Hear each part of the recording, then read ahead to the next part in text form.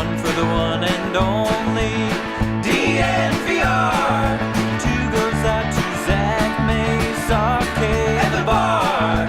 Three for Mr. B in that old trophy case. Number four we're still waiting for, well, bring on the chase. Out on the field at Mile High, Broncos win is our desire. Coupled with a break, brew and a friend, bleed orange and blue to the bitter end. Come and join us, DNVR. We are DNVR.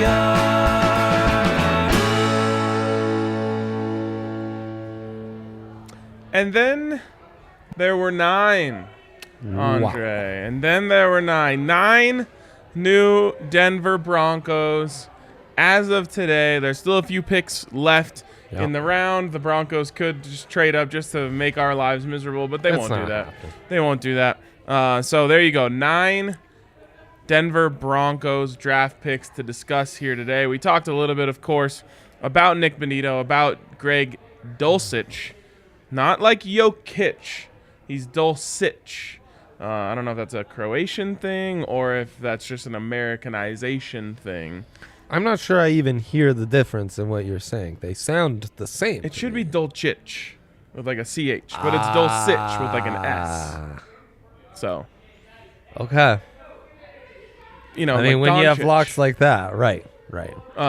That's a better comp. Anyways, talked about those guys, but now we have a whole lot more to talk about.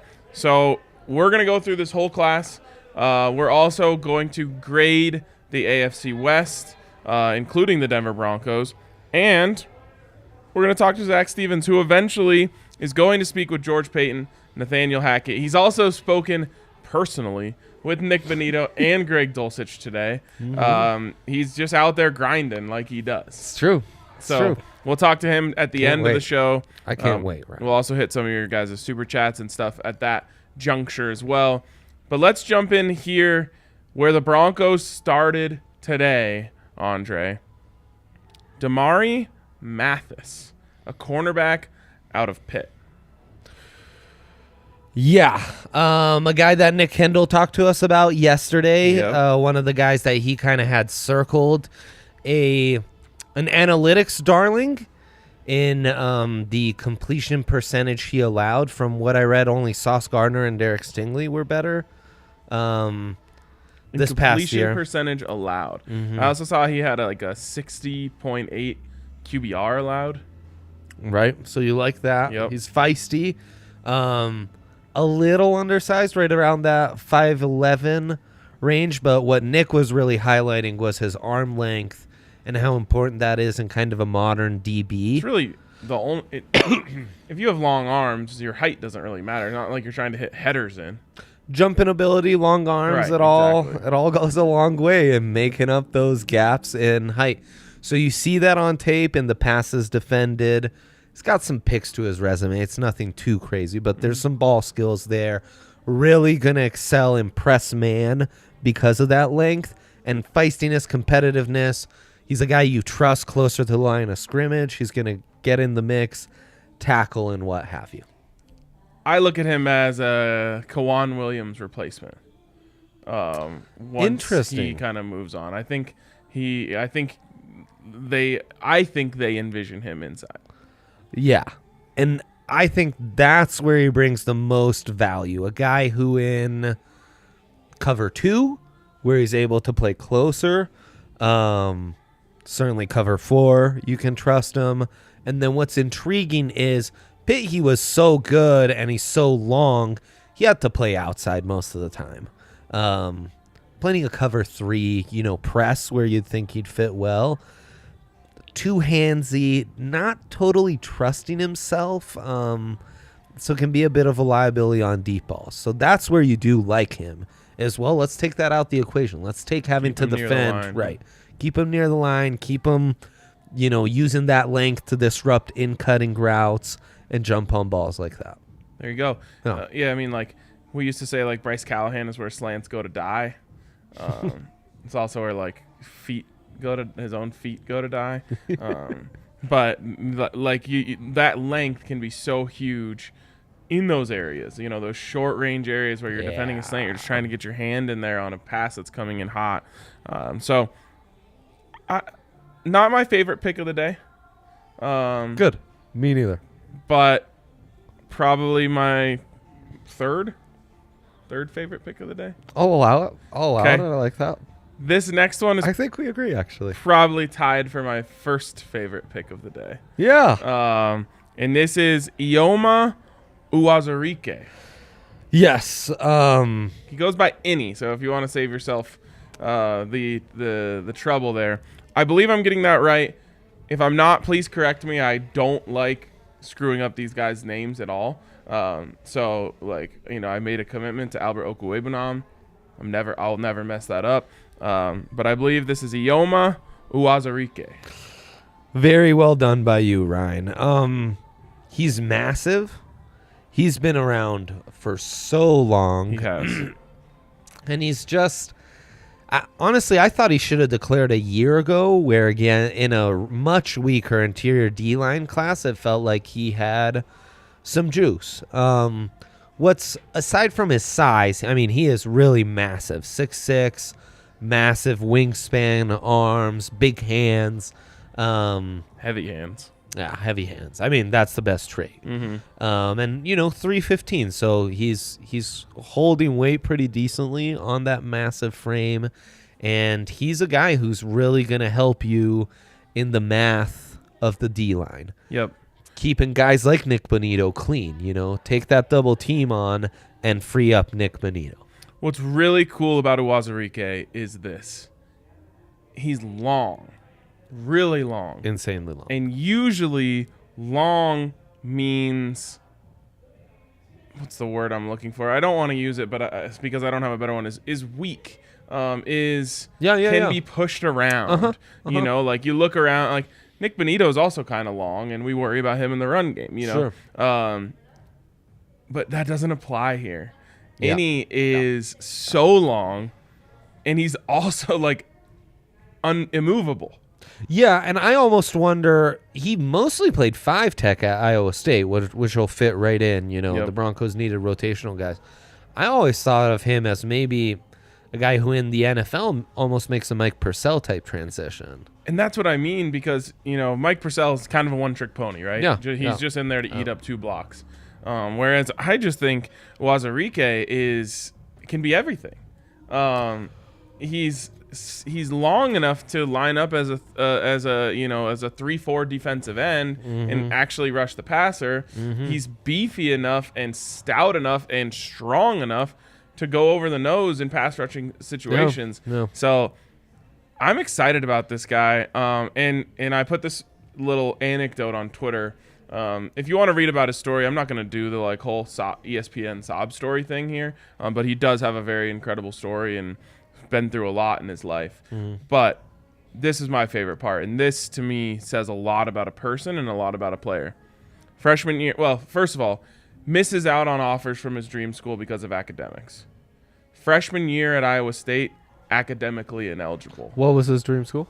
The Michigan schools. He liked Michigan State. He wanted to be there. He's from Detroit.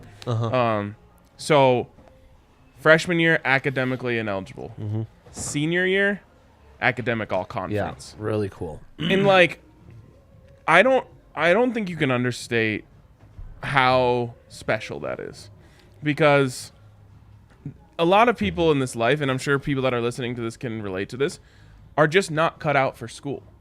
I personally don't think I was cut out for school. Oh, for sure. I scraped my way through and got a degree, and I'm proud of it.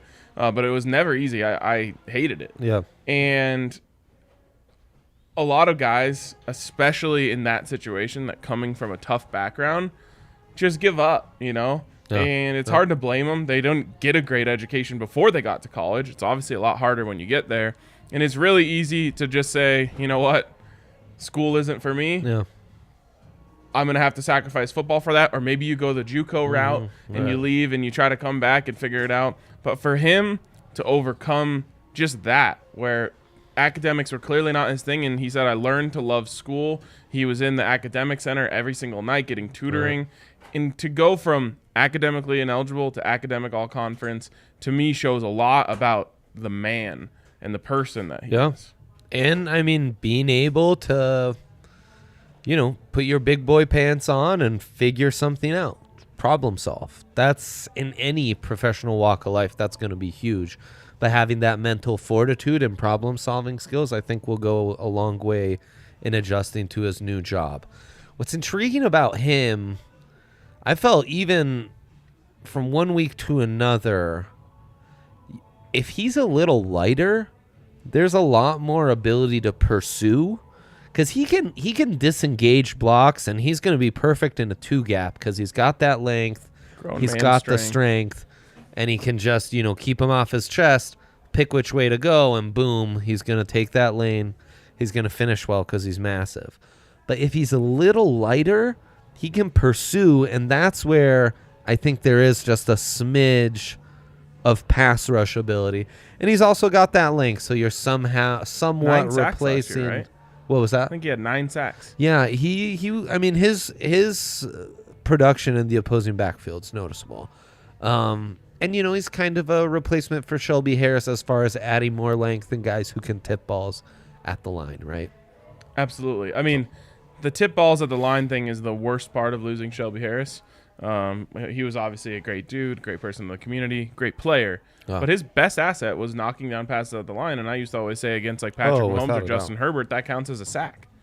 You took away a play, never got past the line of scrimmage. Yeah. So at 6'6", he's really tall for an interior lineman. Yes. He has long arms. Yeah. And I think that's going to come in huge handy for him. And clearly, it's not Bill Kolar anymore coaching these guys, but he's still in the building. He's great at teaching those guys how to knock the ball down. Yeah. I'm excited. His get-off isn't there. He's so long, it's hard for him to play with leverage and be the low man, but he's tough to knock off his spot, and they needed guys in the rotation. I guess the biggest downside here is he's going to be 24 by the time the season starts. Yeah. Which can matter for sure. And, Certainly. like we saw it with Garrett Bowles. It's like, okay, well, now he's 30 years old. He's just starting his second contract. It doesn't feel great. Like, you'd love to draft these 20-year-olds who you look up and you're like, oh, he's second contract. He's 24. Yeah. He's still, that's how old Uwazurike is right now. Right. Uwazurike. And it puts, like, his production into context, too, right? Yeah. So, grown man strength because he's a grown man. He literally is a grown man. And I did see a bit of a theme from this pick on maybe slightly lower ceilings than where they were targeting guys in this range last year. Caden Stearns, guys like that. Mm-hmm. Higher floors, though. Speaking of themes, I think this next guy fits with this theme that we're learning about George Paton, which is he really likes fast safeties. And so Delarrin Turner-Yell is explosive. When you see him out there, he flies and he lays the boom when he connects. I think it reminds me of Caden Stearns. Caden Stearns now a little more rangy, but I just think that George Paton clearly values like speed to the ball when it comes to this position. I think he ran 4.47, which is fast for a safety. Yeah, what I like about him is when you watch him, he's like an old school linebacker back there playing single high, but like crouched over, like quarterback of the defense, just surveying everything. Probably one of my 2 favorite picks of the day today. Oh, I like that because he's not one of mine. I like that he's a 3-year starter. I like that he's had 50-plus tackles. I like that he's played as a single high, and that's probably where he profiles best as a full-time starter. Of course, you have Justin Simmons at the Broncos, so that's more of a part-time role. Right. And he could fit in a 2-high look. He obviously could fit in a, cover 4 type deal. And yeah, he's instinctive. He's going to fly downhill, and he's also a reliable last line of defense. He's small. He feels more undersized than he actually is at 5'10", 197. You worry about him like too close to the line of scrimmage. How much of an impact is he going to make at that size? I think you want Tackling him in with space against big guys. He is going to whiff on a few or like just have a few tackles broken. But I think you want him coming downhill towards the line. Like you Yeah. don't want him to get too close to the line. Right. You want him to get ahead of steam when he's hitting these guys. keep everything in front of you Yes. and then come Yes. to close those gaps. Read, react. I mean, and like Nik Bonitto, Oklahoma had such a tough season to start the year. Spencer Rattler plays like shit. Yep. They're about to lose the Red River shootout until they Yep. make the quarterback change. And guys like him, DTY, we're going to call Yep. him, and Nik Bonitto stepped up in a huge way. You know, Baylor, Oklahoma State, better records, ranked ahead of them, had to beat both of them to win the Big 12 again, and they did that. That defense stepped up in a major way, and those two dudes were a big part of that. Instinctual, fast, you know, good tackler, willing to defend against the run. He just checks off a lot of boxes. Yeah, got to make sure I give a shout out to our presenting sponsor, MSU Denver Online, msudenver.edu/online, where you can scope out all they have to offer. The best place to go if you're looking to work a full-time job while maintaining or while furthering your education. So check them out at msudenver.edu/online today. Yeah, is this a Kareem Jackson replacement in the same way that Caden Stearns is a Kareem Jackson replacement, and you're kind of increasing your odds here, right, by throwing two darts at the board, where I think they're confident in Caden Stearns, but clearly they felt like if they started Caden Stearns this year, it would be a downgrade from starting Kareem Jackson. It's a little Kareem insurance. I think it's mostly having a fifth, sixth potential DB in sub that you can trust, who can do a lot of things. But And you know, it's his Is it one-on-one not- is that coverage not where you're with going to be Caden? worried. Caden, I think, can be a full-time starter, though. He's got the size, he's got the speed, he's got the quality that's hardest to find in a safety, which is you trust him in one-on-one coverage. So you're thinking like next year maybe it's Caden and Justin on the back end, and you're bringing in DTY as a weapon. Yeah, right. Okay, I can get behind that. Yeah. That's the I kind of thought it was a second. You're taking out like a second insurance policy on Kareem Jackson. Of like if he's gonna expire eventually. He plays way more like Kareem Jackson as a safety with the Broncos plays than Stearns Right, ever for does. sure. Right. Caden almost plays a little bit more like Justin. Yeah, for sure. So maybe you just recreate the whole thing. Yeah, I mean, it wouldn't be terrible. But I like this kid. I like the instincts. I like the way he plays. I like that he checks off all the boxes. I mean, let's face it, the DBs especially today, a lot of that is to have special teams value, you know. 100%, and the Broncos need that. All right, here's my favorite pick. Montrell Washington. Yeah. Intoxicating film highlights. The Florida stuff is insane. Okay, so here's what you need to know about Montrell Washington.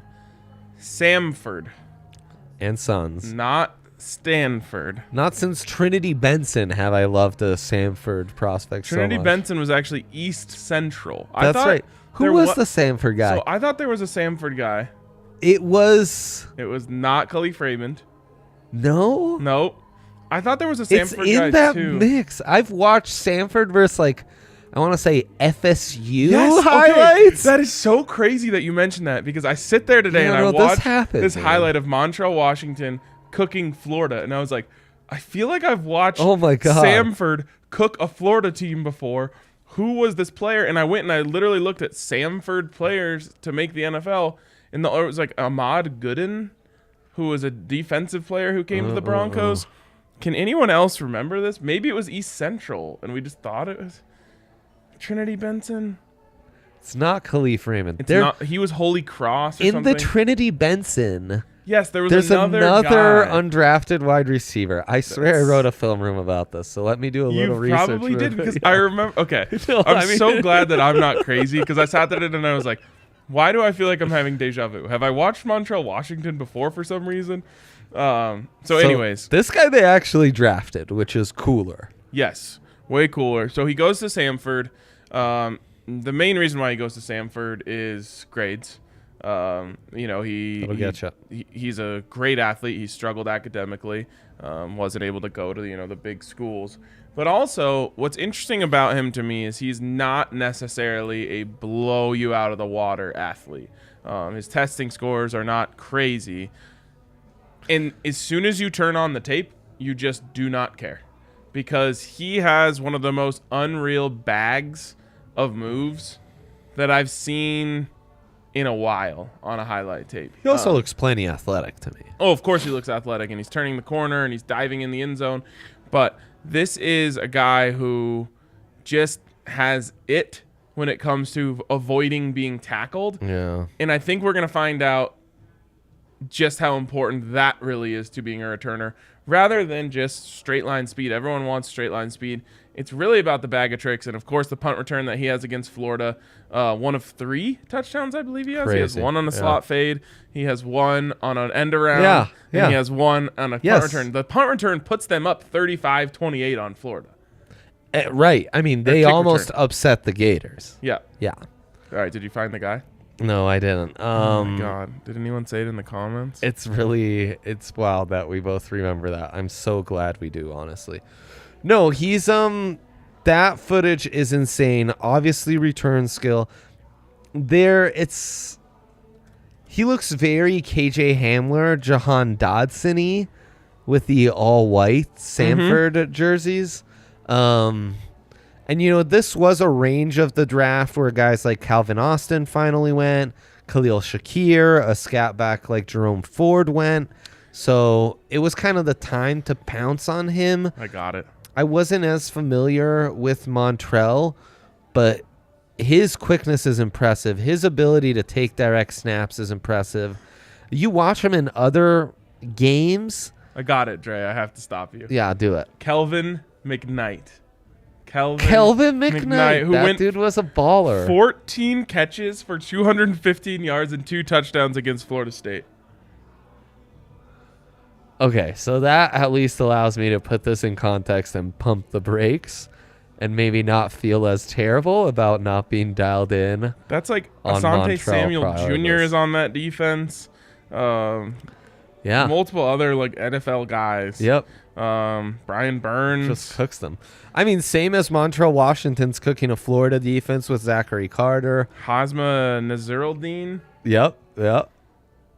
And Kayer just Elam. 14 for 215 and 2 touchdowns. It's nuts. I loved Kelvin McKnight. And I mean, Montrell Washington's got some of that same electricness to him, Ryan. So you think this is a just return, or is this a small KJ Hamler insurance policy we're taking out as well? No, not fast enough. Straight line. Wow. I don't think there's any correlation there. I think he is here to return kicks and punts. That's it. And by the way, I got this stat. I This love is the from direct handoffs. RK Stats and Research. Led all of FCS in combined punt and kick return yards, over 1,000. I believe it. Yep. And also led all of FCS in combined kick and punt return touchdowns last year. That's 3. That's insane. So we'll see. When you watch him, it's very clear if you were to use him on offense, it's only in special packages. Yeah, and I mean, I'm totally in to put a couple adjust. plays in there to just throw him the ball and I say, would go love make that. some people I miss. would love that. It is always to be seen when a guy goes from Samford. Now, we have to completely bring into context the fact that he did it against Florida. So you can't say he didn't do it against any competition. He did do it against Florida, and not just in one way, but in 3 different ways. But it is always hard to say, like, are all those moves going to work on true NFL players? I don't know. Something tells me he just has that freakish vision and feel. Those moves, you cannot think about those. Yeah. You just do them. Yep. It's like the Matrix or something, or the one where they like bend the bullets. Pretty much. Wanted? Is that what it was called? Kale, can you help with that? The curved bullet? Yeah. I think that's Wanted. Okay, yeah. Like, it's just all about, like, you have to have the thing. You have to have the force. Right. I'll bring in another movie. 3 different movie references to make Wow, 1 point. That's impressive. You have to have the force. There is no, okay, I'm going to do this move on that guy. I'm going to do that move. You just feel it. Yeah. And something tells me that that's like a very natural ability that only certain guys have as returners. I looked up the speed of Devin Hester. I'm not comparing him to Devin Hester, but Devin Hester's a 4.41 guy, not insane blow you away speed. No, he just had insane vision and ability to make people miss. So then I also looked up Dante Hall. Yeah. He did have the insane 40 time 4.29. Yeah. So it can help for sure. So that's hurt. the other thing is, does he have the breakaway speed once he makes all those dance moves and makes people miss? Does he have the breakaway speed in the NFL to finish him? I don't know. But he averaged 20 yards, almost 20 yards a punt return. I'm pretty sure the Broncos averaged like 0 yards a punt return. What's crazy is his yards per catch are like less than Greg Dulcich's were in the Pac-12. It is crazy. But they were they're getting in the ball anyway. Yeah. Bubble screens, tunnel screens. Right. And it needs to be special packages because even in the FCS, he can't just like line up outside or in the slot. And Right. Final thing here, at least that I have on my guy, Montrell Washington. What a stud. I like that the Broncos got an MW since they didn't have to get Malik Willis. But Montrell has his own catchphrase. Oh, I didn't know this. His catchphrase is, "I don't fair catch." Wow. So I sent that to Zach, and I said, "Can you ask him about this when you talk to him on the phone?" And Zach said, "Of course." So he asked him, he said, "Hey, so you kind of have like a little phrase that you use, 'I don't fair catch.' Are you bringing that to the NFL?" And he goes, "No, sir. No, sir. No, sir. If they want me to fair catch it, I will fair catch it." Oh, wow. That's amazing. Loved it so That's much. amazing. Yeah, he just feels like a non-football athlete on the football field, even if maybe his RAS score isn't great. Only non-great RAS score, by the way. Yeah, he had like a really low RAS score, but he wasn't at the combine, was he? No, he wasn't. So where they get? I'm confused on that. Yeah, because I struggled to find any info on his I pro do day pray to the or- RAS gods, You but then I was certainly do. confused. Like what they just use? What numbers are they using? If he wasn't at the combine, was he at any of? Maybe he was at Shrine Bowl, Senior Bowl, not Senior Bowl. We know that. Yeah, I don't know. Because the same thing happened with the final pick, who of course we'll get to in a little bit. Faion Hicks. Mm-hmm. We adjusted. They didn't. I didn't know what numbers they were using for him because he wasn't at the combine, right? Yeah, right. And then we plugged in his. Well, we'll get to that later. All right. So Montrell Washington, he's my favorite pick of the day. It's a great pick. Mostly because he's electric, unreal bag, and he has his own catchphrase, which I want to put on a shirt one day when he becomes the best punt returner in Broncos history. It's exhilarating tape. Don't watch his highlights. Go and watch all his touches against Florida. No, watch the highlights. That's What, are you better crazy? than the highlights. No, it's better than the highlights, Ryan. I don't know. That juke, the spin move, You really stop like and the go Fordham combo. punt return, yes. I love a combo of moves. Like anyone can make one move, but when one move goes into another move, that's like some next level shit. And he did the spin move into the stop and go into the full. Yeah, that right, was like a right. three button combo that like you probably couldn't even really pull off in Madden. Upgrade on Deontay Johnson. Deontay Spencer. Spencer. Who's Deontay Johnson? He plays for the For the Steelers. Steelers. Yeah. Upgrade on Deontay Spencer. Yes, there is something weird about these return guys. I know. Where they're all really cocky. Oh, well. You have to be able to like out-juke and outrun 11 people. It's true. It's true. You kind of have to be insane to think you can do that with any sort of success. And you have to be a crazy person Yes. to want to stare up at a ball while Yes. 11 dudes are trying to kill you. Yeah, it's nuts. So I get that, but like Isaiah McKenzie was insufferable from the moment he set foot on at the facility. Deontay Spencer was actually a little bit better, but he's also kind of annoying. And Interesting. I'm not saying that Montrell falls into that category yet, but the I don't fair catch mantra, which I love, also tells me that there's something about return guys. They're Skews a little annoying. Huh? Yeah.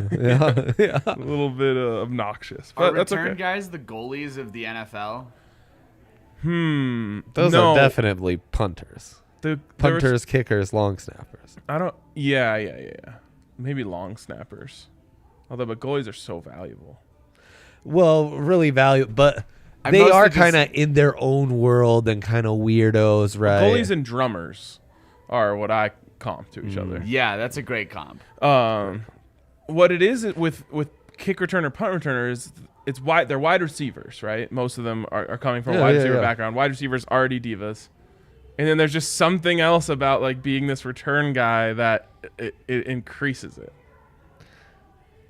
Yeah, I can't imagine. I mean, if you've been successful, you've like returned many kicks to the house There is something in your sick life, about, and you're like, people remember the shit you've done. yes, Like And there's you've something done so epic sick about shit. making 11 dudes Yes. miss. Like, Cortland Sutton can score a touchdown while making 0 people miss.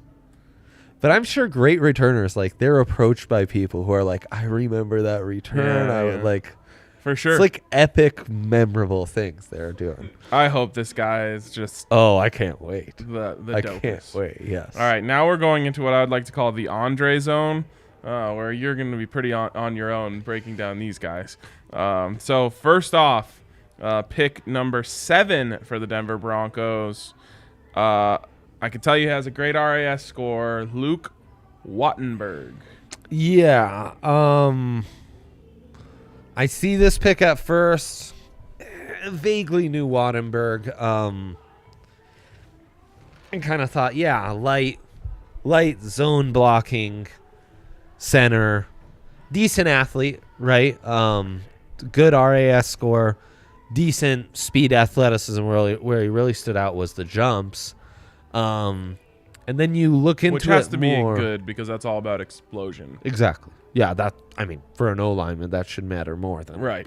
how they ran 40 Imagine yards. essentially coming out of your stance into a run block. Yeah. You're jumping, essentially. Yes, no doubt. So a guy who is the 99th percentile jumpers for offensive linemen.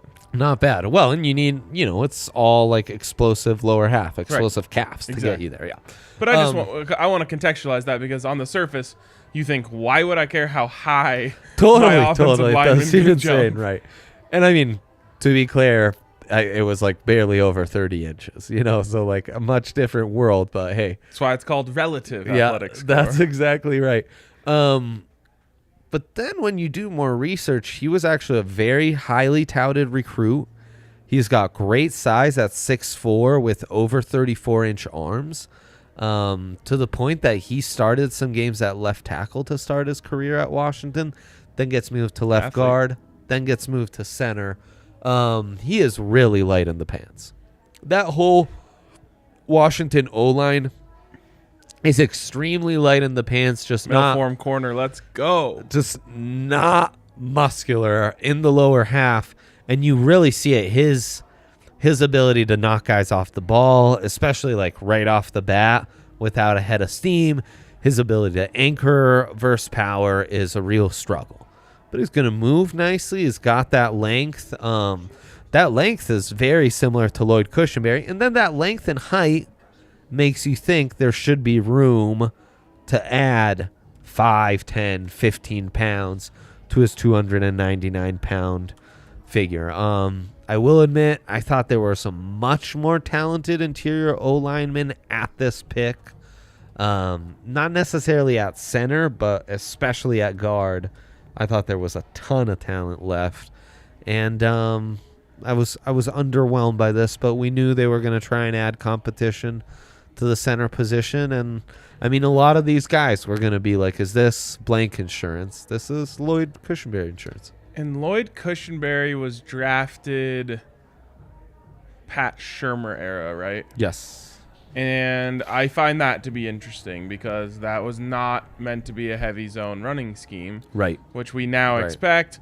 Lloyd Cushenberry, again, go back to RAS, 7'4". So It's good. it's not bad at all. It's But great. he was not made to be a zone blocking center, I don't think. And so to me, I think the Broncos looked at this and said, we'd like to upgrade the athleticism at that position in case it doesn't work out. Because I don't think that Wattenberg is going to come in and compete for the starting center job this year. But They're in massive trouble if that's the case. right. But, have him do some squats to help out with your concerns. Yeah. Get him built up a little bit. And then you have this guy who can really come off the ball.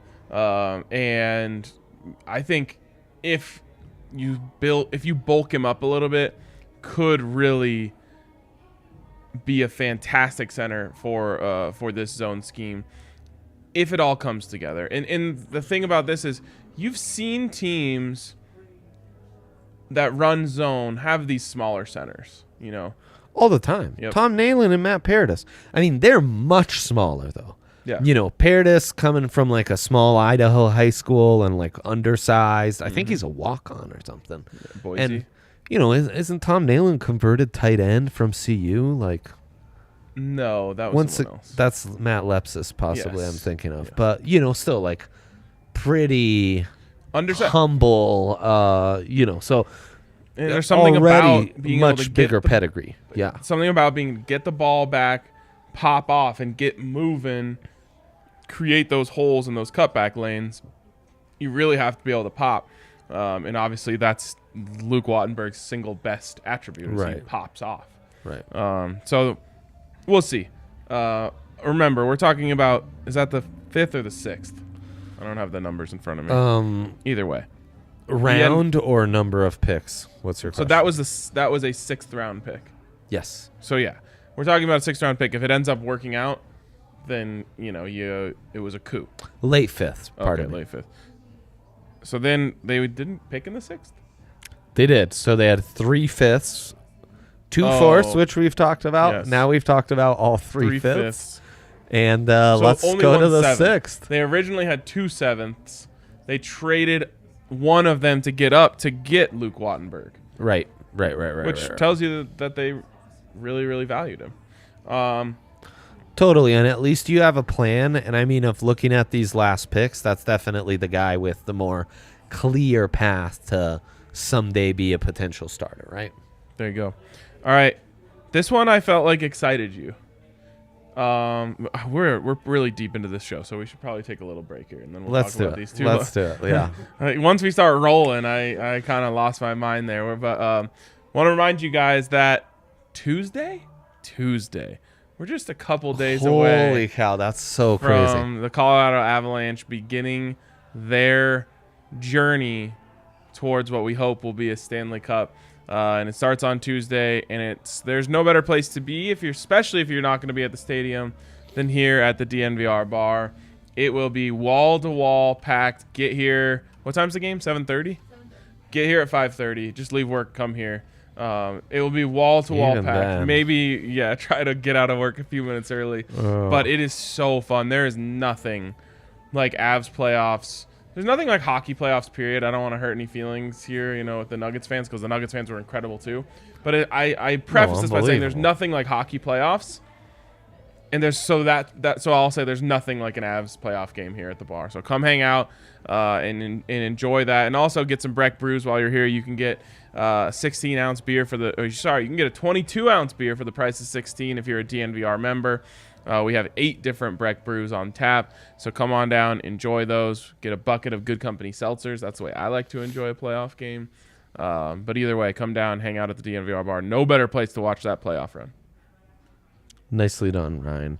And while enjoying the Avs and some Good Company seltzies, you might just want to hop on to DraftKings Sportsbook, where right now new users can still get in on the book of books, as we've called it, as we wrap on the draft here. Close the book on that one. The sportsbook is never closed, Ryan, with amazing offers. I raked it in with the draft. You did not. We will have some futures hit soon. You can use. How did you rake it in and I didn't, when I only bet on things that you bet on? You didn't get in on the earlier day prior bigger lines. Fair. Right now, though, 2023 draft, you could start betting on that. You could start getting in on NFL futures because you know how this draft panned out and you can make real money there. It's the best. We use it all the time. We love them. They are hardcore supporters of ours and us them. The feeling is mutual. So get on there, download the DraftKings Sportsbook app, take advantage of that new offer if you're a new user, and must be 21 or older. Colorado only bonus comprised of first deposit bonus first bet match each for $500. Deposit bonus comprised of 25. Play through restrictions apply. See DraftKings.com/sportsbook for detail. If you have a gambling problem, call 1-800-522-4700. Okay. Very good. We have some maybe NFL breaking news that just came across the timeline. Wait, broken what? by NFL insider Odell Beckham Jr., who says, breaking news, Deebo Samuel to the Patriots, WTF. No. That's what Odell is saying. With what? I have no idea. There now, there is a friendship and some mutual respect with Belichick and Kyle Shanahan. Is there? Yeah. It's Mike. Mike's working overtime, building bridges. Wow, that's crazy, man. Also, But we're getting then UDFA news coming in. Deebo tweeted 8 minutes ago, at this point, bruh, bored. He also wore a shirt yesterday that said Deebo is back. And he was wearing a 49ers uniform. Man, The NFL is going big time NBA, and I respect it. Big Ian NBA Rappaport energy, yes. coming in with something to add to the report. He quote tweets OBJ and says, nah. Oh, wow. That's all. Oh, wow. Yeah, the Pats have no way of doing that. Very interesting. I love this stuff. Odell Beckham Jr. is a trash NFL insider, it turns out. Yeah. Really bad. Bring back PFT commenter's dog. Absolutely. All right. They rest in peace. Yes, absolutely. This one, I thought excited you when I saw you watching the tape a little bit. Matt Henningsen out of Wisconsin, back-to-back Badgers. Yeah. To finish out on top of course, Russell Wilson, Badger, and the most recent Bronco signing before this draft, Melvin Gordon, Badger. Razz me up on old Mr. Henning. Oh, razz you up. All right. Because if I'm not mistaken, you were saying he had You're a... trying to get a razz? Because I am when I see this 9.12 What? on Matt Henningsen. Henningsen, what are you doing to me? Oh, wait. I might have confused gosh. the vert scores with Henningsen and Wattenberg. Because Henningsen is a 99 percentile vertical jumper. I was going to say, Wattenberg, good jump. Maybe not 99 percentile, but Now I got Henningsen did jump out the building. He really did have an impressive pro day, I suppose, Ryan, because I'm not seeing combine numbers here. Okay, well, it's not too bad. Broad jump 9.68 for Wattenberg, which is pretty special. Yeah. Very, very high end. So Henningsen, part of a really good Wisconsin line, played as more of a 5-tech. Another guy a bit light in the pants and kind of a weird body shape, kind of high-waisted. He's high not, pockets. Yeah, Call 'em high pockets? Old high pockets. Not exactly bendy or agile and needs to work out some moves, but he gets you on that first step. Boom, he explodes as that would suggest. Yeah. And he's feisty, he's compact. He's one of those guys that maybe doesn't win at first, but he'll come, and then boom, eventually gets there. Okay. So that helps against Patrick Mahomes. That's right. He's a rotational guy, probably a guy that makes more sense for a 3-man front. I think he could present some intrigue as a 3-tech, but there's some fears that he might just not be bendy agile enough for that kind of work. This is not the excitement that I felt from you when you were watching the tape. No, I think you misread my my read there. I think I did too. Yeah. But, Right. I think he's going to be a guy who's going to have to compete for a roster spot year one. Yeah, I just said this whole draft was a waste because they didn't draft Ryan Stonehouse. Oh, my gosh. No one drafted Ryan Stonehouse, so he could still be had. He can be had, yeah. Did you think they should have drafted a punter when the punt run happened? I would have been fine with Punt God. I would have kind of been In the hyped. fifth? When did he go? He went late fifth? I think so, yep. Oh, yeah, I would have been in on that. Yeah, punt God would have been amazing at that point, no doubt. A transcendent punter. You want some would Punt say. God or Wattenberg? No disrespect to Waddy Boy, but Punt God. Me too. And here's the thing. Punt God goes to Buffalo. You know who was in Buffalo last year? Who? The guy who I deemed the greatest punter in NFL history after he played the Broncos in the preseason, Corey Bojorquez, who has an absolute missile launcher attached to his hip. So now is he available? Because I want him for the Broncos. One of the two could come available, Right. right? Wow. That's exciting. They traded for Corey Bojorquez. So they value punters out there in Buffalo. Oh, man. They're ready to win over there. I completely dialed. agree. All right, that brings us to our last one here, and then I think we'll wrap back around to the start because we haven't talked about Bonitto or Dulcich. Yep. So we'll just kind of like to, yes. add more thoughts on that. But first, Faion Hicks. Faion Hicks, as unknown as any of these guys.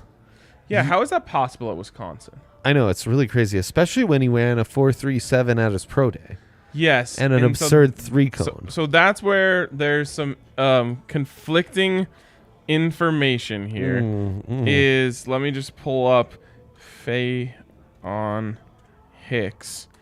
His I spelled it wrong. Faion Hicks. His RAS, as reported by the guy who drops out all the RAS scores at MathBomb, has him as a 7.8 RAS, which that's not, gonna mess anything up. But in that, he is recorded as having a 4.49 40 time. Right. We tried to do a little bit of research. We don't know where that time is coming from. We don't.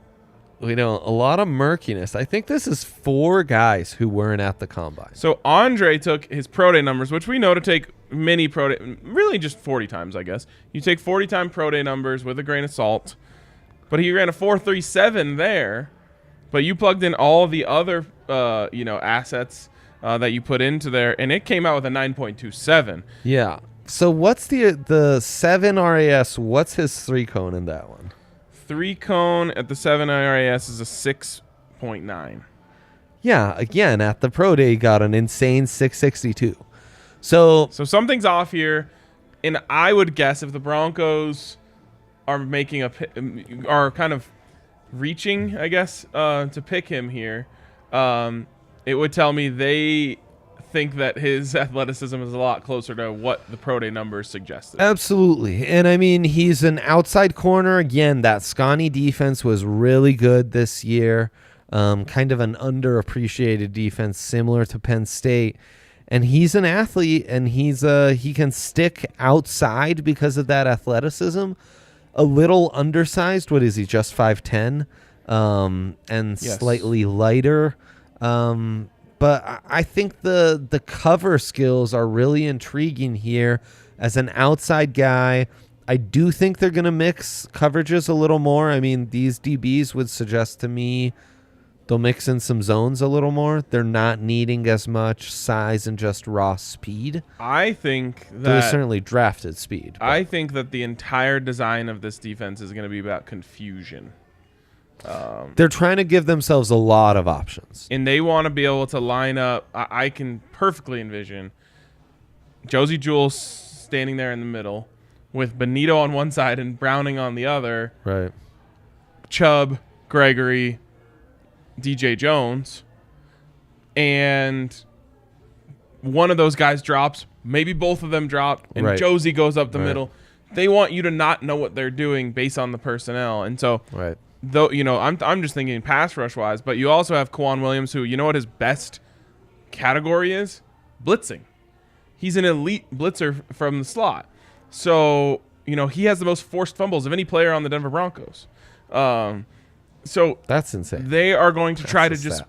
make Justin Herbert or Patrick Mahomes do a double take, try to buy time for Randy Gregory, Bradley Chubb, or whoever else they decide to bring. Yeah, and I mean, on the back end, you have a lot of versatility now. It's not just Stearns. It's not just Jamar Johnson.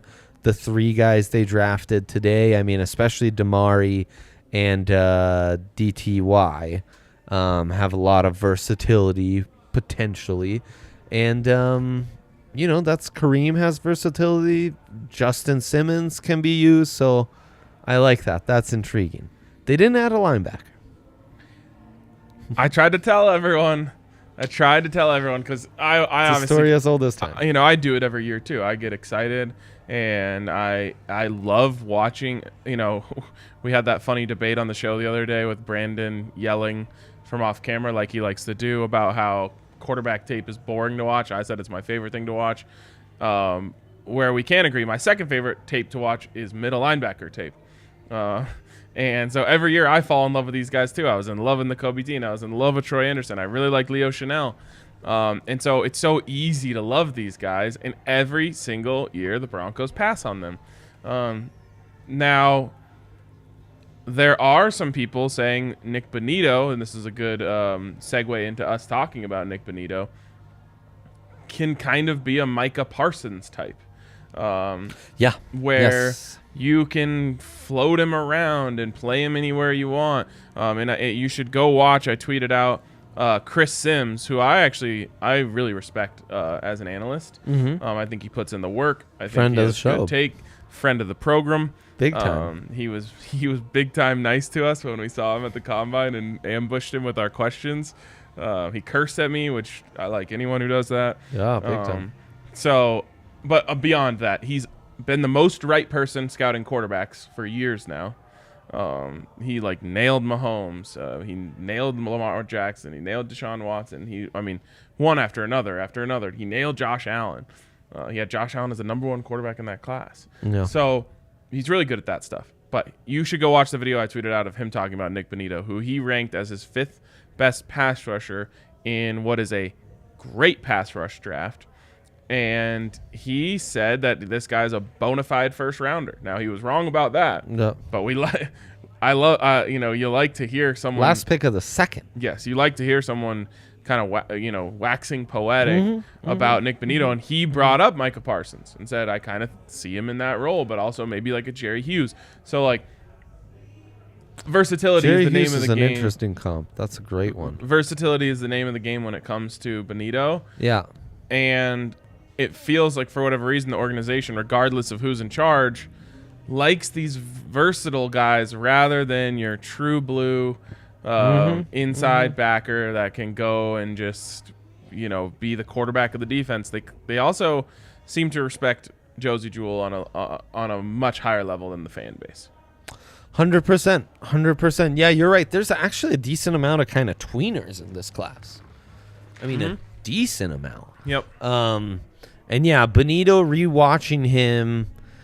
And he says, sorry, not to No. keep on Chris Simsing it, but he said against the run, not what you would expect. He said, I didn't watch him get dominated by one single player against the run. Yeah, and I mean, part of that is he has the luxury to kind of just go and get in the backfield to disrupt the run instead of having to take on blocks necessarily. And that's what he said. He's like, I heard a lot of people criticizing him for shooting inside when a run was bounced outside. And he's like, that's what he was told to do. Oh, 100%. He was not asked to set the edge on that play. He was asked to shoot the gap. Right. Yeah, no doubt. And I actually think off ball and his mobility and coverage makes him really intriguing. I mean, I think as a conventional 4-3 Sam linebacker, the way Von Miller was brought into the league, the way Josh Allen in Jacksonville was brought in, the way Khalil Mack was brought into Oakland, that's the ideal role. Because all of a sudden, if you're guessing, is he coming or is he dropping, you're in trouble. If, however, he's your edge defender on a 4-man front in nickel, and that the new modern football dilemma of can we defend the run in nickel comes up, he might have some struggles. Yep. But you can figure that out. Yeah, and I think it was Nick Kendall last night on the show who said a really interesting point, which is that the Rams dropped Von Miller into coverage significantly more than the Broncos dropped Von Miller into coverage. That was something that, of course, everyone here hated. Not something that Wade Phillips did very often, that's for sure. Right. But if the Broncos are going to employ a strategy like that with Ejiro Evero, having a guy like Bonitto can be really, really valuable. And here's the other thing is if you get, if you line him up like he's coming and you get that left tackle to step out like he's about to have to pass block him, and then you run some, stunts on the inside, well, all of a sudden he's way out wide. There's a hole to wrap around, and, you're, again, trying to confuse the offense, not make it easy on them. So there's a lot you can do. And Bonitto's just electric. I mean, to me, I always say this is all about traits. It's all about premier traits. And he has one of the premier traits in football, which is being a speed rusher with bend who just, lives in the backfield. Yeah. He just, dips his shoulder and boom, he's in front of the quarterback. It's nuts. He's so good. And, I mean, I maybe wasn't waxing poetic, but I had him ranked 33 overall. So to get him 64th overall is a really, really incredible value. A lot of UDFAs coming in right now, but I'm not seeing any Broncos. So far, I've seen Christopher Allen, the highly touted pass rusher out of Alabama, who never quite lived up to the hype. Coming to the Broncos? Coming to the Broncos, and Jalen Virgil, wide receiver out of App State. Nice. App State. Mountaineers. Correct. Carson Strong to the Eagles. And he's another tremendous tester who, I'm sure his Virgil's Raz is really good as well. That's dope. So, yeah, I mean, on Bonitto, I'm at 64, it's almost difficult to get a prospect that exciting. It is. Especially when you talk about traits, elite traits.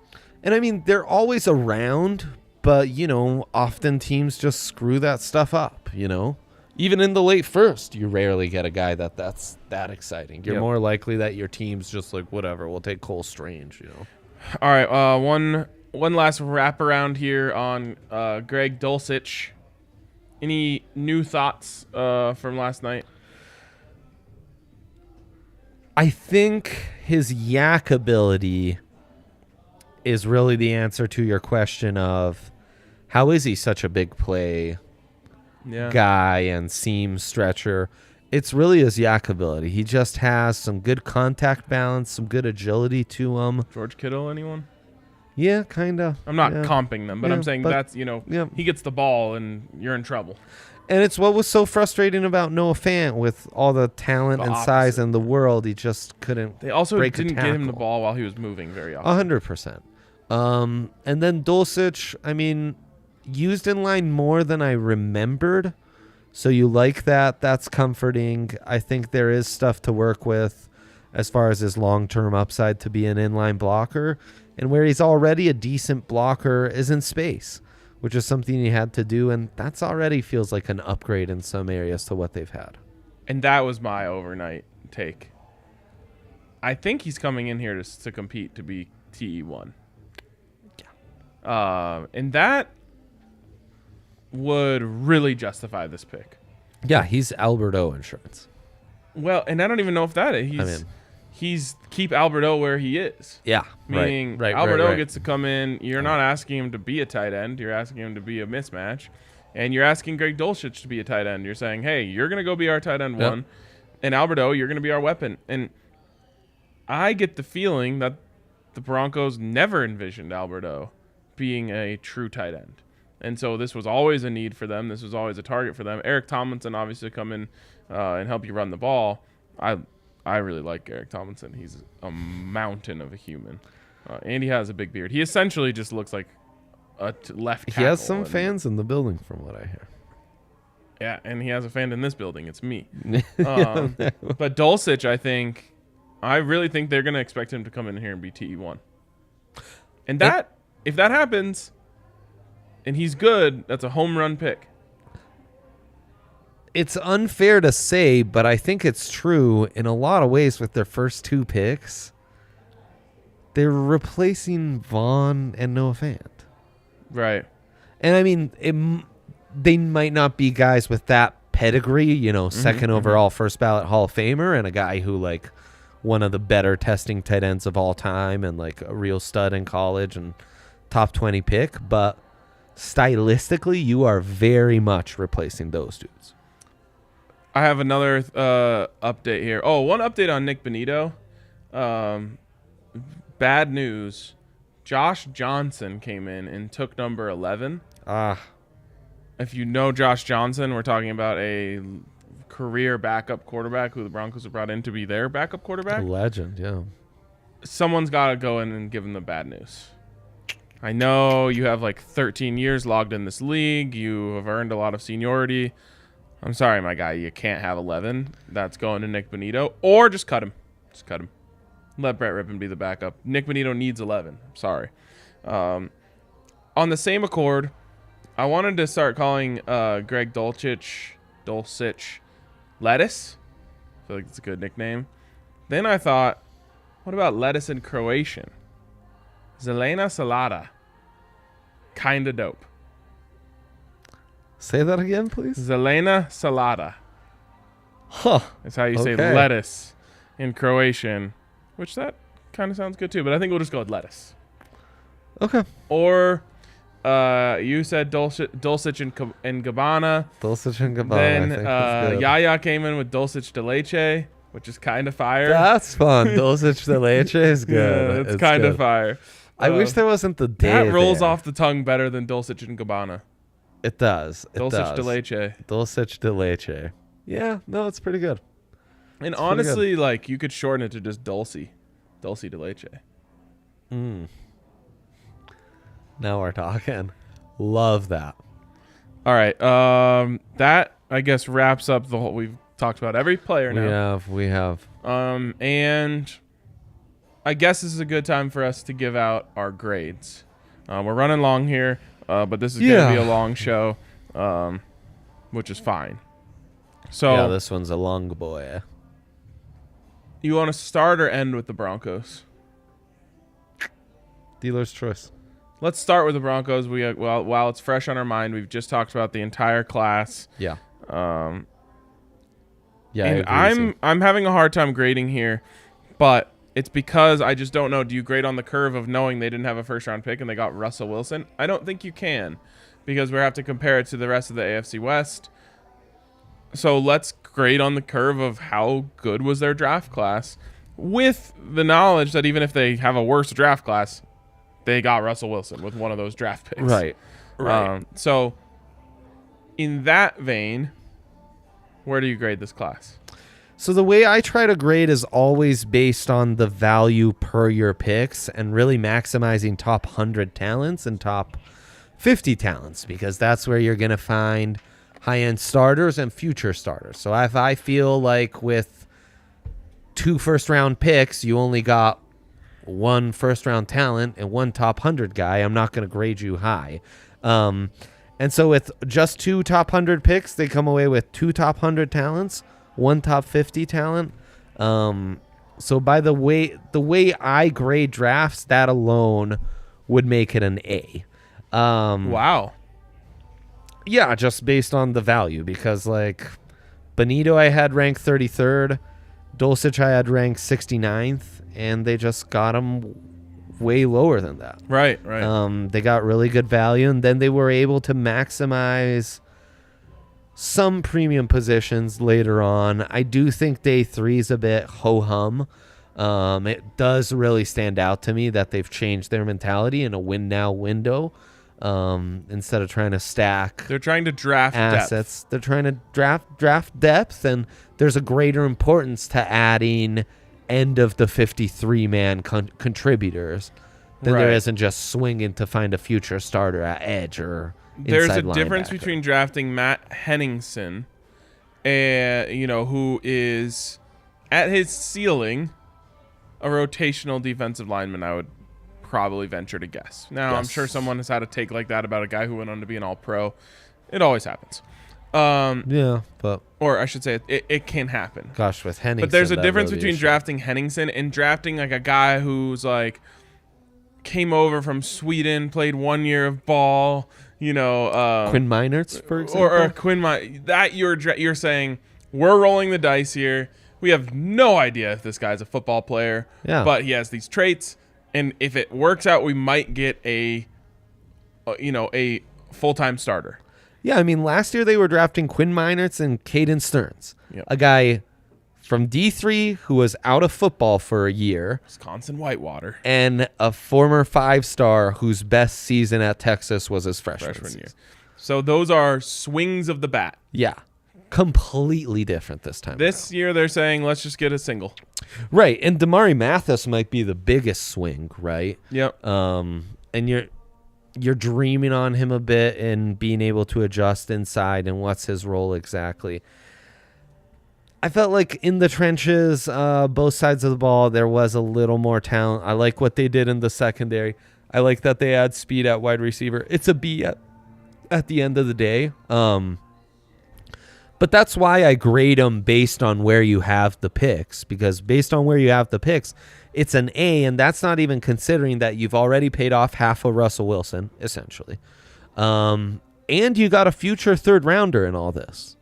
That matters a lot. Right. The future third that you traded for is big. Right. So if you considered all that, it's undoubtedly an A. Actually, I think it was critical, according to George Payton. 100%. Critical to get a third round pick. next Two year. day two picks next year versus just the one is a massive difference. Now that I've come around on Dulcich a little bit, and Dulcich, it's not that I was low on him. It was just I didn't get it as much as I do now, which is I think he's brought in to be the starter, and that's not the way I was viewing it last night.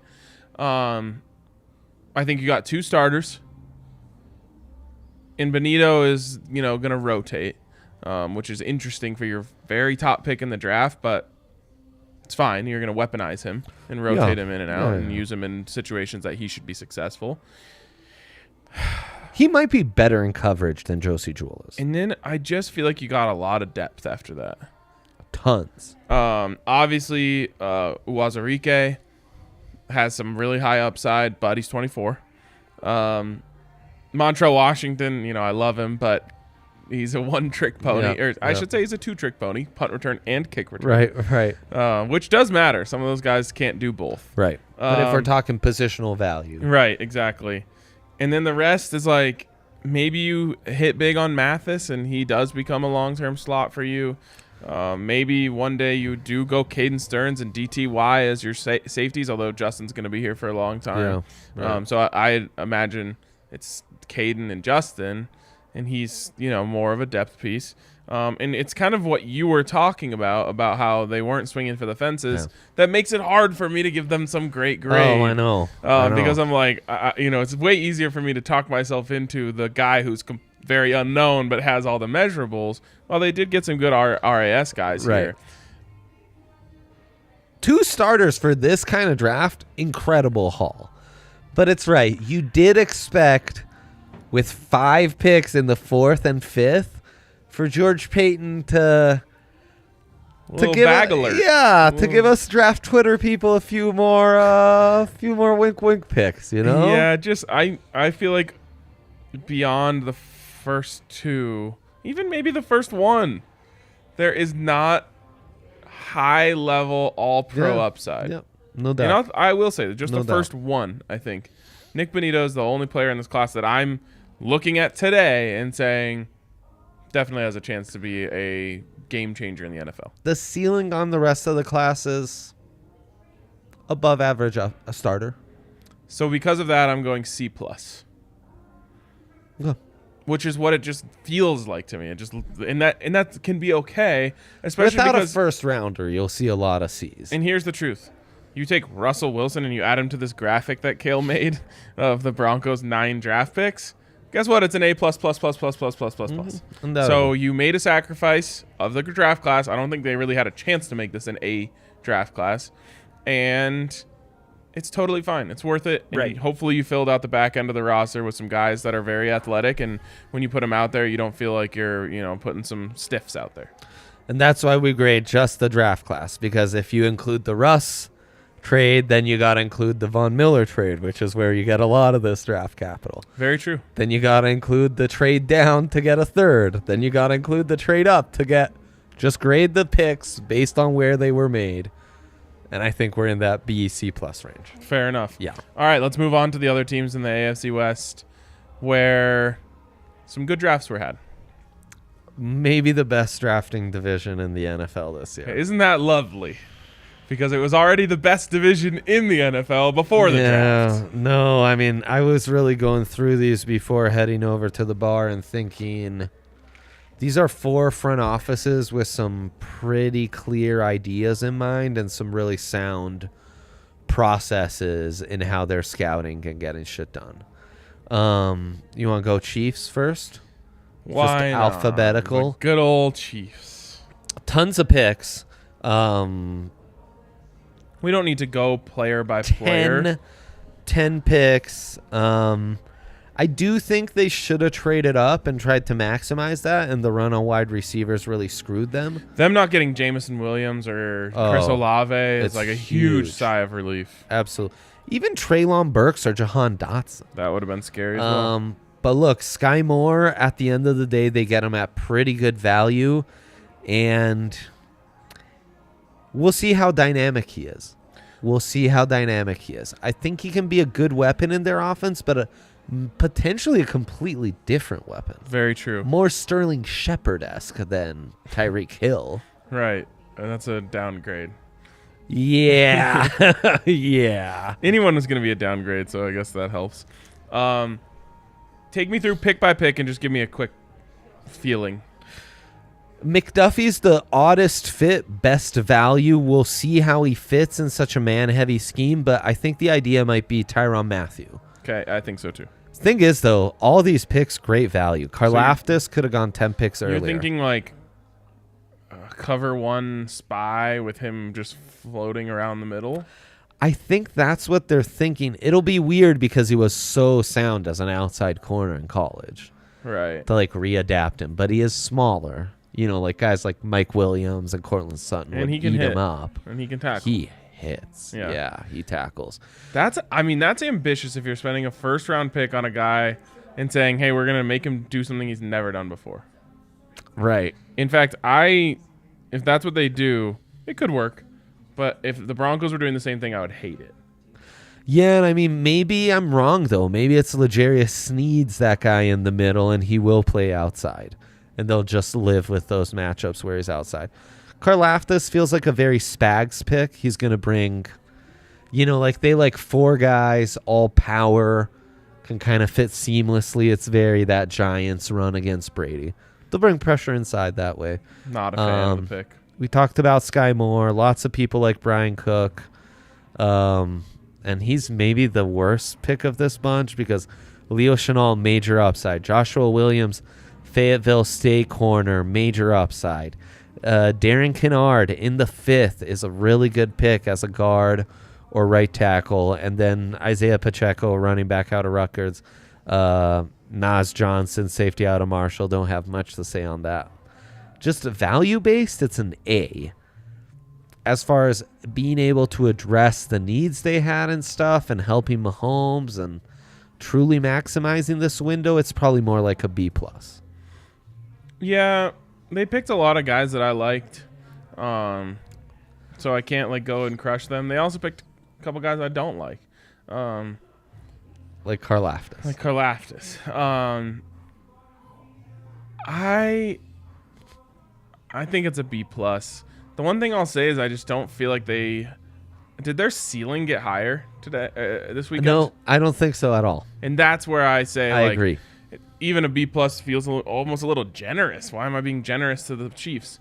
Maybe I'll go B- because I don't feel like they got any closer to winning a Super Bowl. Right. Maybe they raised their floor as a team.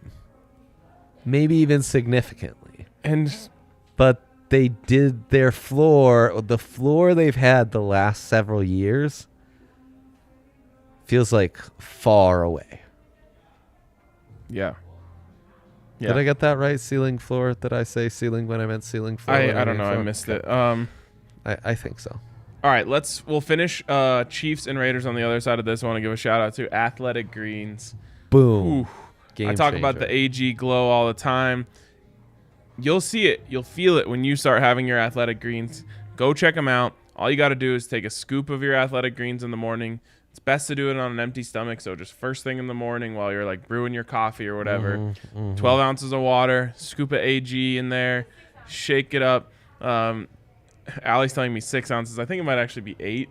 Either way. Well, a little controversy here. It's really a matter of preference. The amount of water does not change the effect.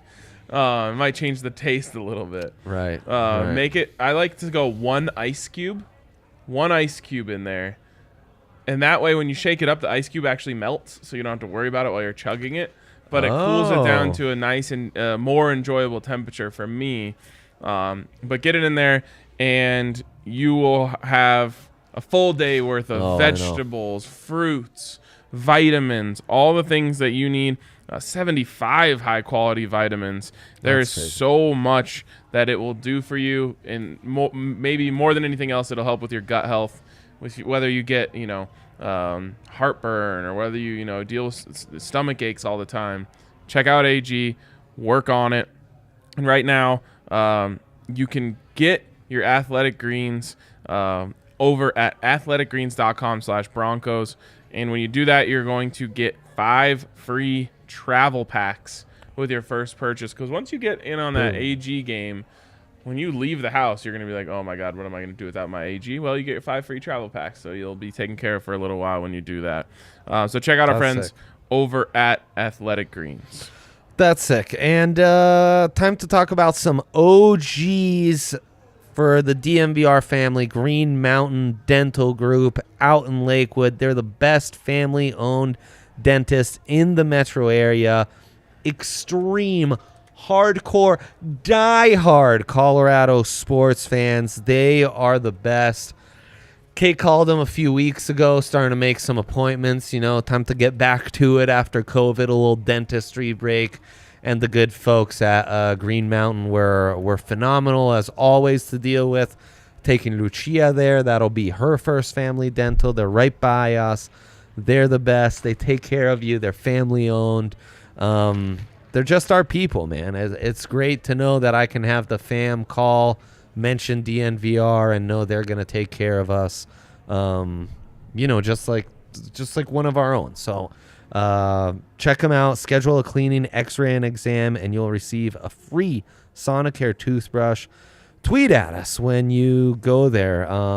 We've heard from a lot of people making that switch over the years. We always like to hear that. So hit us up, let us know on the pod, on Twitter, all that good stuff. Green Mountain Dental in Lakewood, only 15 minutes from downtown. And remember, when you get a cleaning, x-ray, and exam at Green Mountain Dental, you'll receive a free Sonicare toothbrush. And those are the bomb as well. I wasn't using an electric toothbrush for a while, and now it's like massaging my teeth every night. I don't know what I was doing prior. So Exactly, yeah. All right, so hit up our friends over at Green Mountain Dental. All right, let's go in order of the way that I believe the division will fall. So we went Broncos first, Chiefs second. Let's do Raiders now.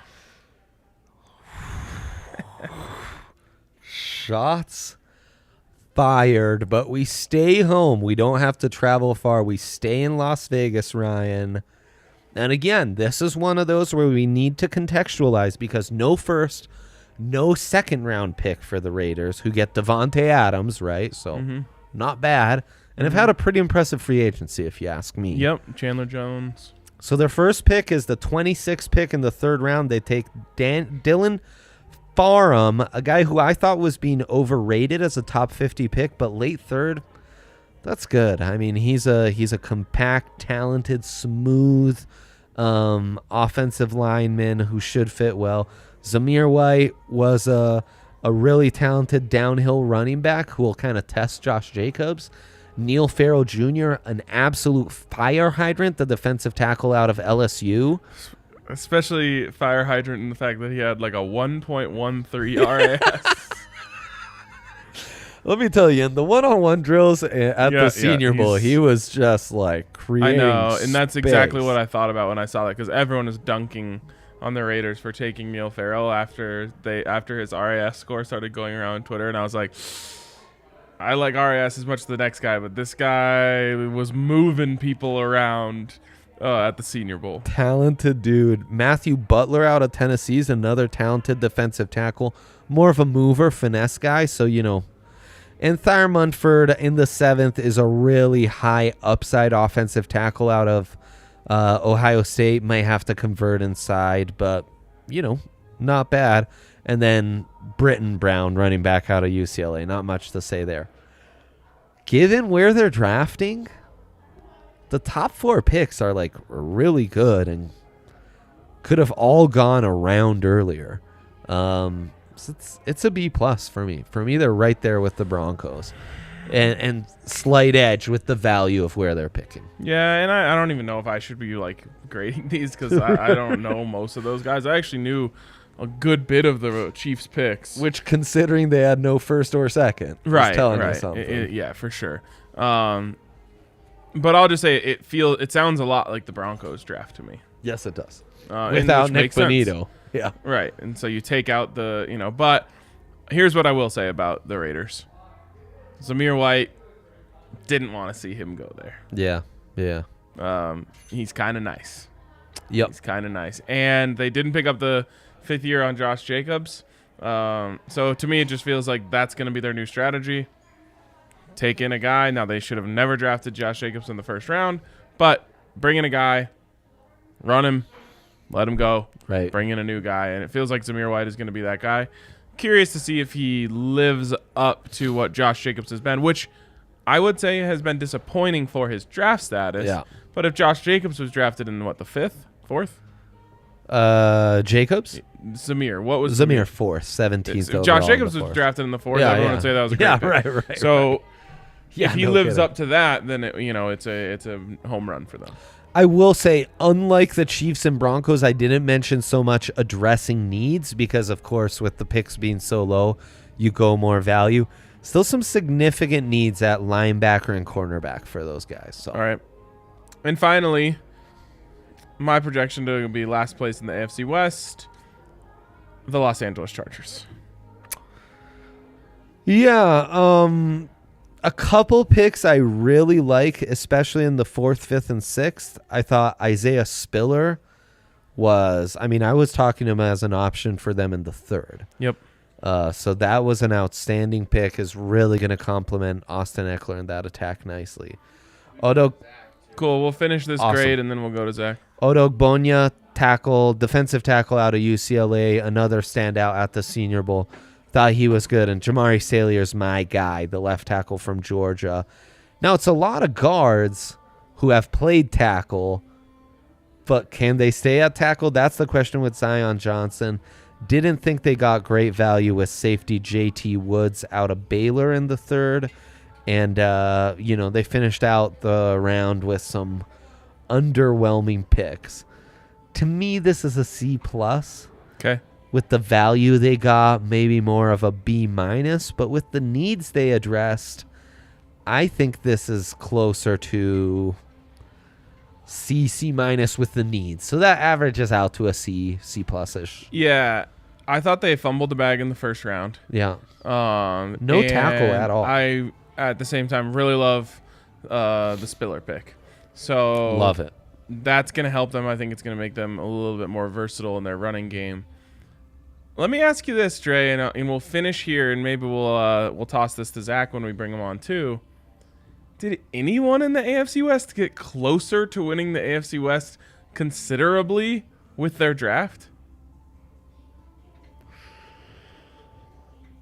I guess all you could say would be the Chiefs, just because they added so many more, it'd be Chiefs and Broncos. Yeah, I personally, I don't think you can strongly make an I think they were argument for either. strong drafts, and it goes to the fact that the Broncos didn't have a first round pick. Right. The Chiefs and Chargers are both late. the Chiefs obviously later. The Chargers fumbled the bag on their first round pick, in my opinion. So the Chiefs, I would say, probably had the best draft of anyone. Yeah, no doubt. And speaking of Zach, we talked to Zach.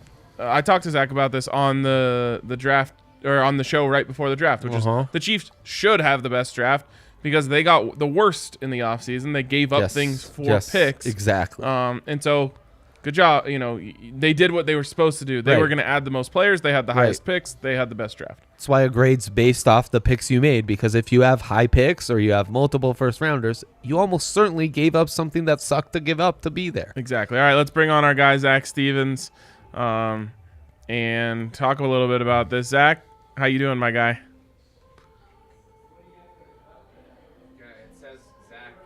Uh-oh, he's muted. Oh, no. Zach, it says you muted yourself. It does say you muted yourself. Doing this to Nick Kendall. It was doing this to Nick Kendall yesterday. I love him just shrugging, like, don't know what to tell you. It ain't me who muted it. Maybe take out your AirPods and put them back in. Do that again. Do the fake shouting out into the ether. Can you try just taking the well. AirPod out, putting it back in? That's not doing it. All right.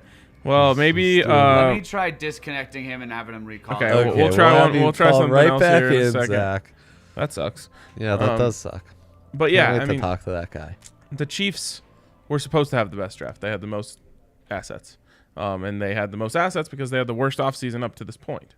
So we'll see what happens. That's a good start because we actually heard the call thing. Staying in the 20s, though, really hurt him, no doubt. Do we have you now? Yeah? Hello? Yeah. Hey, we got him, ladies and gentlemen.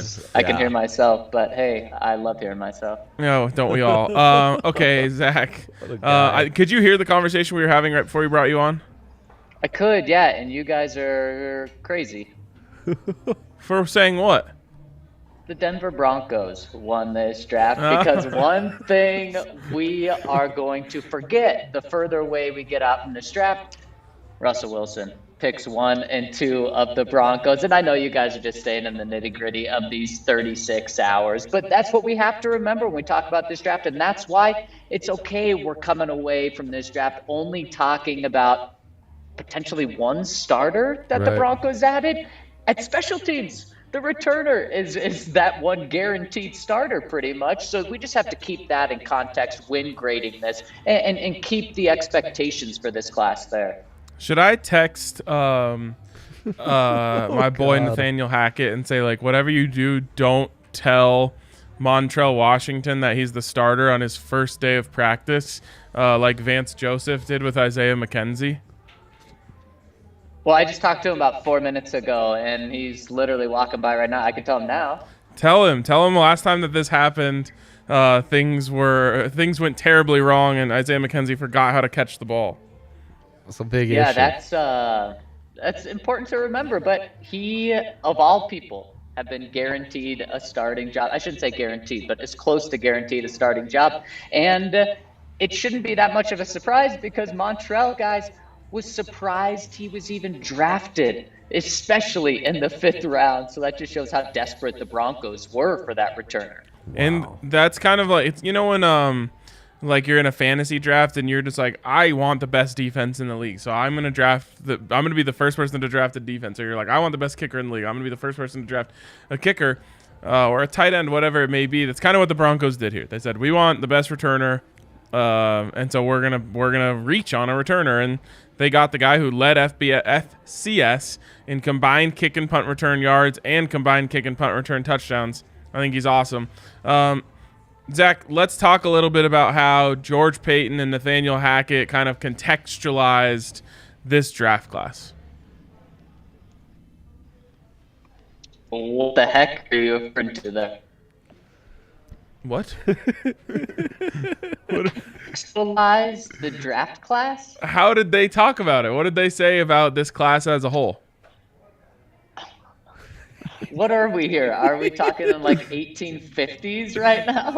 Are we talking about lingo, contextualized as some sort of difficult word? Is that an SAT word for you? I feel like he Yeah, broke up and just, heard something just different. in I that don't know. sentence. All right, fine. Let me So simplify wait, this for you. What's the question? How does did George they Payton talk feel it? about There we his go. draft class? That's how a human talks about it. I think I also am hearing myself when I talk, so I'm going crazy right now, guys. But George Payton, I think, was very realistic about where this draft class is. He talked about guys' strengths. He talked about guys' weaknesses, especially last night, guys. With Nik Bonitto, he says he has to get stronger. Greg Dulcich also has to get stronger. Talked about some of these other guys needing to learn and get better. So they're very they understand exactly where this draft class is, and day 3 was all about special teams, and so that's what we're really looking at here. Yeah, especially, I mean, even the first pick they made today, Damarri Mathis, he's a 4th cornerback, and he has all the tools to become good, but George Payton even challenged him on where he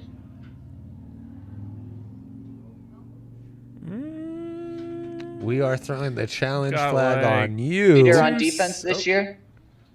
I think you're back. I think you're You're back. back. You're back. I just said so many good things, guys. We'll never be able to recapture that moment. Damn. Well, I'll hit on something really quick. The defensive lineman, he is going Say to his be name. the guy from today that has the biggest. That's what I said. Yeah. Eyioma We'll stick with Uwazurike. any. Yes. All right. Anyways, back to your point. He's going to have the biggest impact of all of the day 3 guys this year. I wouldn't be surprised if he starts next to Draymond Jones, or I should say next to DJ Jones and across from Draymond Jones. Yeah, he's one. I said he was tied for my most the pick I was most excited about today. And I was a little bit tongue-in-cheek because I'm really excited about Montrell Washington. But obviously he's not the same, level of contributor that any or Eyioma Uwazurike could be. But it's really exciting to just see the way that he is so versatile. We talked about it a lot here. He can go inside. He can go, outside. He's long, but he's strong. He doesn't get pushed around. So I'm excited about him for sure. Were they as excited about him? Yeah, the only one question asked about him, but you look at him and he has everything you want. He's really smart. He also is fantastic. Production. Oh my God, this tear in me is driving me crazy, guys. All right, make one really good point, and then we'll let you go. One really good, just about anyone. Anything that you learned today that will just blow us away. Okay. Very interesting point. I asked George Payton. You only added 1 pick for next year. And is that what you wanted to do? And he said, we wanted a few more picks. We did get that 1. We're up to 5. But by the time we enter the draft next year, we're going to have a lot more. Broncos aren't going to be able to trade a first-round pick next year in order to add more picks. They're not going to be able to trade a third-round pick. I should say they won't trade a third-round pick for 4 seventh-round picks. So there's a lot of depth at certain positions on this team. Wide receiver, outside linebacker is a huge one, which, by the way, Baron Browning is going to stay at outside linebacker. So they have 6 legitimate outside linebackers. You got to think one of those guys is being moved, whether it's in the next month, during the season, next off season. Something is going to happen there. And what's George Payton looking? Is he looking to move Trinity Bency for a 6th? Or is he looking to trade Bradley Chubb for a 2nd? And stop laughing, Ryan, because I know I messed up on that word a little bit. You said it like we Dude, said. I was going to say, I laughed because we would call him Trini Bency. Trini Bency. That's so good. Okay, all right. So, Zach, we definitely have a segment this week about who the hell the Broncos are going to trade to gather picks for next year. Also, or maybe he's planning on not re-signing any free agents, so he's assuming a lot of comp picks. That seems He's weird. just like, bro, with Russ's contract, I'm not going to be able to re-sign anyone. So, No, because as we know, comp picks affect the next year. yeah, all right. Well, Like the that's following. an astute point. Yes, just like Madden. So like that. I honestly hate that Baron Browning news so much that I might just want to end the show. Worst news of the day, Zach. Yeah. That you actually ruined my day, Zach.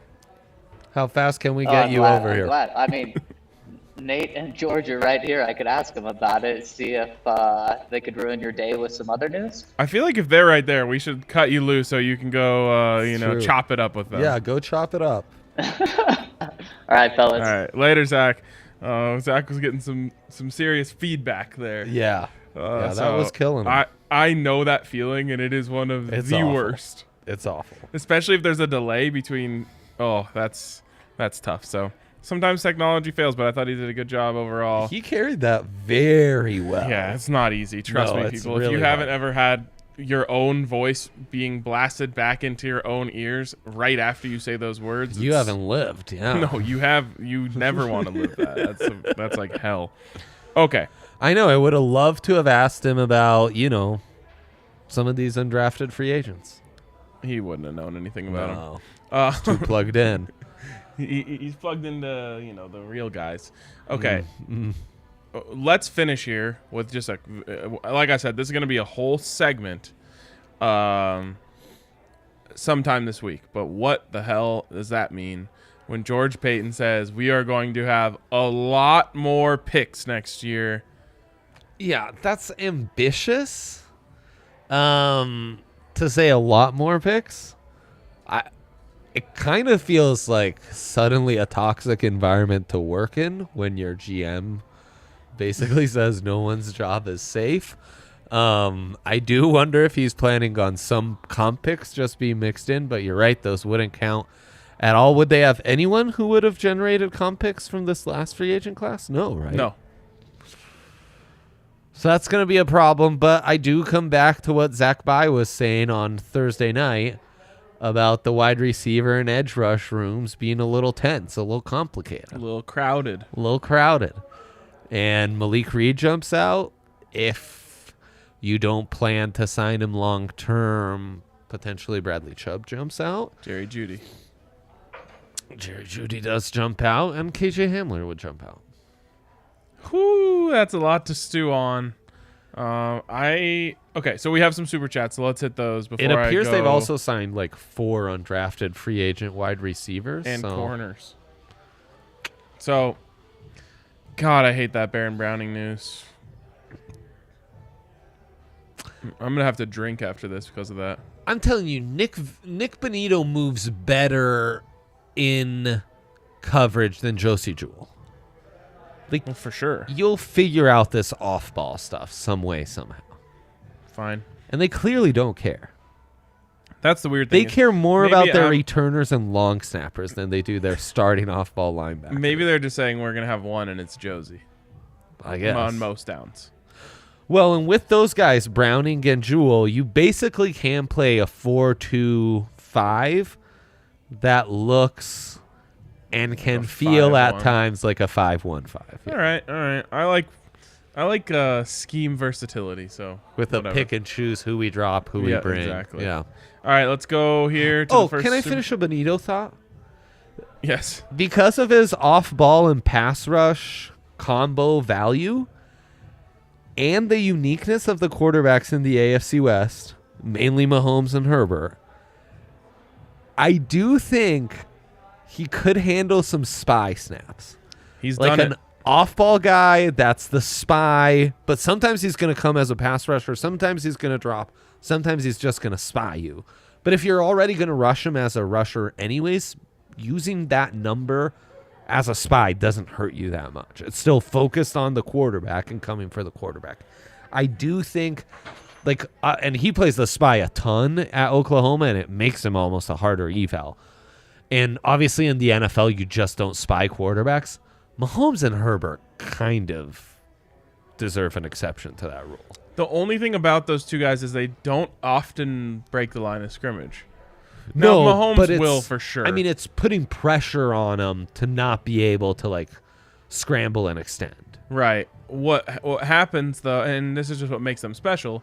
You set your spy Oh, out I there. know. They roll out one way. Your spy's like, all right, this is my time. This is my green light. yeah. You go after them. They just go back the other way. Yeah. So I'm not saying you shouldn't do it. I'm just saying that's what makes those guys crazy. Is there's not really any answer to stopping them from doing what they do. 100%. All right.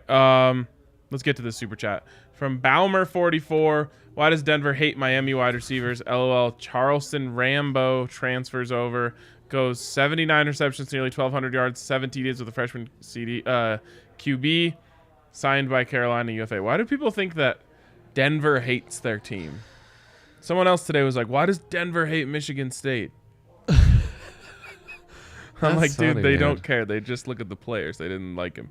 I really thought they'd draft a fullback, but I guess Connor Andrew Hayward. Beck's going to stay. Connor Hayward reuniting with his brother.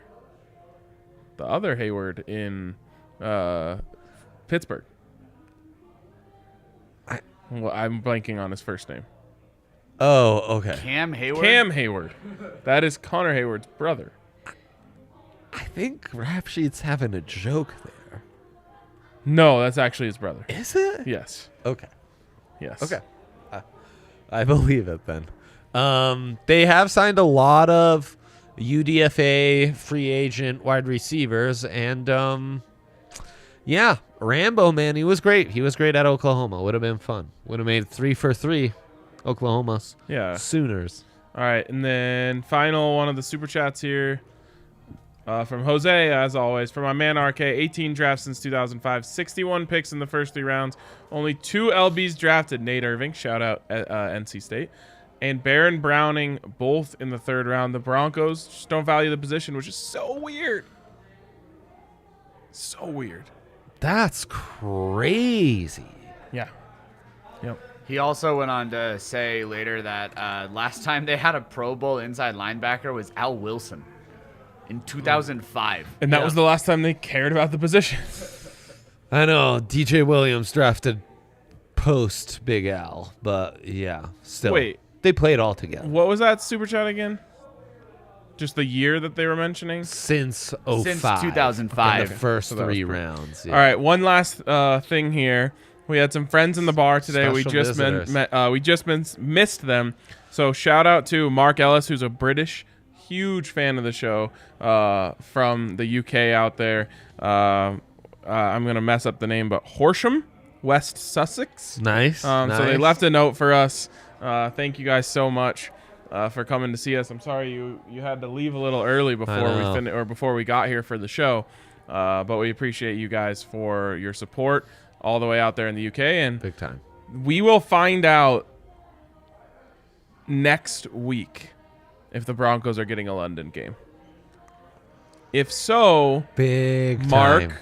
we will be seeing you very soon. Wow. And we will be drunk. Indeed. Indeed. We're going to Indeed. throw the fattest party that any Americans have ever thrown in the UK. PH fat, he means, because people in the UK hearing fattest party in America ever thrown would be like, wow, I didn't know that was possible. PH fat. That would he come from the means. Midwest. Yeah. Absolutely. All right. I think that wraps it up for us. It's a solid draft, Ryan. It is a solid draft. It's hard for me to get like really fired up about it, but I can get excited over Nik Bonitto for sure. And I think Greg Dulcich is going to be a instant contributor. And I think you got a lot of players with high athleticism grades, which I like, obviously. It's true. That can help you fill out, like, you know how everyone talks about like team speed with Oregon? Like, oh, they just have team speed. I think there's something to be said for team athleticism in the NFL. Yeah. Yeah. And so the more you can just upgrade your depth-athleticism, as some call it. Athleticism. Yeah. I think it can be really valuable. Plus, I'm just fingers crossed Montrell Washington is just going to be a baller. That would be amazing. What about as a deep threat for us, you know? I know the raw speed. I know the straight line speed. I don't get think it. the straight line speed is there. Sorry, Gosh, Jay. darn it. All right. Fine. I think that wraps up our draft coverage of the 2022 NFL Draft. Thank you to everyone who tuned in. Thank you to everyone on the other side of the cameras here at DNVR. Kale, Allie, Marissa, Yaya, Spence. Big Drive Spence was over there helping out with production. Eric Obviously, with the RG graphics. hopped on. Yeah. Zach, Mace, Eric with the graphics. Dwayne with the graphics. I know, downtown Dwayne Brown. Almost Yeah. everyone here had a hand in putting on this production. It means a lot to us. Yes, It it means a does. lot to us that all of you guys come and watch us every year, which makes it a reason why we dedicate so many resources to it. So this has been an absolute blast. A very different draft, and that makes it even cooler that like we had 7,000 people watch last night's show with no high. The Broncos weren't drafting college stars that people had heard of. It's true. So this has been a lot of fun. We appreciate you guys so much. And one fun thing about DNVR is we'll be literally right back with you tomorrow talking about the Denver Broncos. So thanks again to everyone who tuned in. Thanks to our sponsors. And we will see you tomorrow on the DNVR Broncos podcast.